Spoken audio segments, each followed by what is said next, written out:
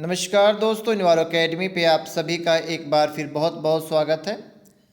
बच्चों, इस video lecture में भी कुछ इम्पोर्टेंट क्वेश्चंस पे बात करेंगे जो हमें पूरी उम्मीद है आपके आने वाले सभी एग्ज़ाम में आपके लिए बहुत ही इम्पोर्टेंट प्रूफ होंगे। आज का हमारा पहला क्वेश्चन है, which of the following are the high energy neutral particle. इसका सही आंसर है न्यूट्रॉन, क्योंकि आपको जो है क्वेश्चन में कौन सा पार्टिकल जो है वो पूछा गया है, हाई एनर्जी न्यूट्रल पार्टिकल। तो इसीलिए सबसे अप्रोप्रिएट इसका क्या आंसर होगा, न्यूट्रॉन। अगले क्वेश्चन में हमें जो है दो लिस्ट दी गई हैं, इनमें हमें सही मैच करना है या ये के स्टेप्स दिए गए हैं, इनको उनके ऑब्जेक्टिव के साथ मैच करना है। तो सबसे पहले इन्वायरमेंटल इन्वेंट्री, इसका सही मैच होगा description of environment as it exist. Screening का मुख्य उद्देश्य होता है ये देखना कि ईआईए ज़रूरी है या नहीं है, ईआईए की रिक्वायरमेंट है या नहीं है। तो नीड ऑफ ईआईए का सही मैच है।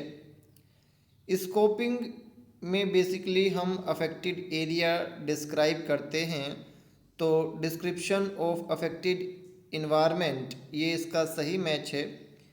एंड इन्वायरमेंटल सेटिंग का सही मैच होगा डिफाइनिंग कंटेंट ऑफ ईआईए। अगला क्वेश्चन अगर हम देखें तो इसमें आपसे कहा गया है, which of the following is not correct for a major project. इस टाइप के क्वेश्चन बहुत इंपॉर्टेंट हो जाते हैं, जिसमें नॉट या नन जैसी जो है कोई वर्ड आ जाता है, उससे पूरा सेंस बदल जाता है। तो इसका सही आंसर है option number D, employ less number. अगले क्वेश्चन में हमें जेनेटिक डाइवर्सिटी की डेफिनेशन पूछी है। Genetic diversity in biodiversity is sum of the total genetic information in genes of individuals of a species. Option number D जो है ये इसका सही आंसर है। जेनेटिक डाइवर्सिटी हमें बताती है वैरायटी ऑफ जीन्स बेसिकली। ठीक है बच्चों, जो एक स्पीशीज़ के पॉपुलेशन के बीच में जो वैरायटी होती है जीन्स की, उसको जेनेटिक डाइवर्सिटी कहते हैं। अगले क्वेश्चन में फिर से हमें मैच करना है इकोलॉजी की डिफरेंट ब्रांचेस के बारे में, जो है इन्होंने कहा है कि सही मैच करना है।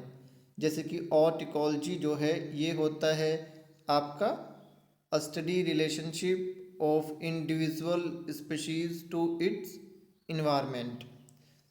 सिन इकोलॉजी जो है बेसिकली ये है complex inter relationship of groups of organism and environment.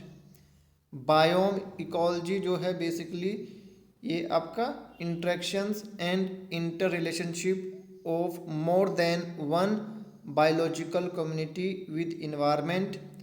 And ecosystem ecology जो है ये बेसिकली है आपका interaction and inter relationship of all organism. ठीक है बच्चों, amongst themselves and environment। तो इस तरीके से बहुत ही कम इनमें डिफरेंस हमें देखने को मिल रहा है। तो एक एक वर्ड को पकड़ के हमें इनको क्लियरली याद रखना है। ठीक है बच्चों, तो इसमें तो मैच के लिए फॉर्म में क्वेश्चन आ गया। कई बार जो है अलग से आपको क्वेश्चन बना के दे देंगे कि सिन इकोलॉजी की डेफिनेशन क्या होती है, नीचे 4 ऑप्शन दे देंगे। तो आपने अच्छे से नोट करके इनको याद करना है। अगला क्वेश्चन है, which of the following is not ethical principle of conservation biology. Option number C, ecological complexity is bad. ये एक जो है आपका रॉन्ग ऑप्शन है। बाकी 3 आप देखें, ठीक है, जैसे कि इवोल्यूशन इज गुड, ये आपका ethical principle of conservation biology में आ जाएगा। तो इस तरीके से फिर से मैं यही कहूँगा कि जिन क्वेश्चन में नॉट जैसे शब्द आते हैं उनको बड़े ध्यान से हमें पढ़ के जो है उनका सही आंसर सेलेक्ट करना होता है।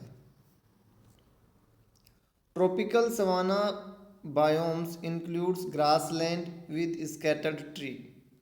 सवाना की डेफिनेशन है फिर से, ठीक है बच्चों। तो बड़े ध्यान से हमें जो है इसको याद कर लेना है। Tropical savanna biome include grassland with scattered tree, ठीक है, ये पूरी एक लाइन लिख लेनी है। Which one of the following soil has the highest porosity. ये क्वेश्चन मैक्सिमम बच्चे गलत कर देते हैं, सैंड जो है इसका आंसर लगाते हैं। बट अगर हम पोरोसिटी की बात करें तो हाईएस्ट नंबर ऑफ पोर्स जो हैं वो क्ले सोयल में होते हैं। क्ले सोयल जो है वो फाइन होती है, इसी वजह से जो नंबर ऑफ पोर्स हैं वो ज़्यादा होते हैं आपके सैंड के कंपैरिजन में। तो ऑप्शन नंबर सी इसका सही आंसर है। The red soil is due to the presence of, ठीक है, colour of red soil is due to the presence of iron, ठीक है। रेड सोयल का जो कलर है, ठीक है, वो बेसिकली आयरन की वजह से होता है। आयरन ऑक्साइड जो है वो प्रेजेंट होते हैं रेड सोयल में, इसकी वजह से आपका इसका कलर रेड कलर का हमें दिखाई देता है।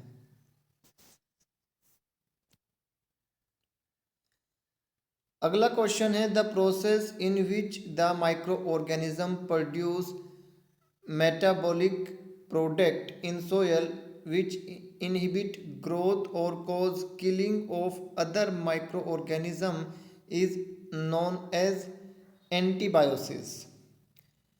एंटीबायोसिस जो है ये इस प्रकार का रिलेशनशिप है जिसमें माइक्रो ऑर्गेनिज्म कुछ ऐसे सब्सटेंस प्रोड्यूस करते हैं जो दूसरे ऑर्गेनिज्म के लिए, दूसरे माइक्रो ऑर्गेनिज्म के लिए लीथल होते हैं, हार्मफुल होते हैं, ठीक है बच्चों। तो बेसिकली ये जो आपका एंटीबायोसिस है, कई बार इसको जल्दी जल्दी में हम एंटीबायोटिक्स के साथ में कंफ्यूज कर देते हैं, इसलिए पहले क्लियरली आपने क्वेश्चन पढ़ना है, उसके बाद में अपना सही आंसर लगाना है। ये एंटीबायोसिस है बच्चों। हमें पूरी उम्मीद है ये वीडियो लेक्चर सीरीज़ आपके लिए बहुत बेनिफिशियल सिद्ध होगी बच्चों। 1 बाय 1 एक एक लेक्चर आप देखते रहिए और अपना जितने भी क्वेश्चन हम यहाँ पे बता रहे हैं उनको नोट डाउन करते रहो। God bless you, take care बच्चों, जियो।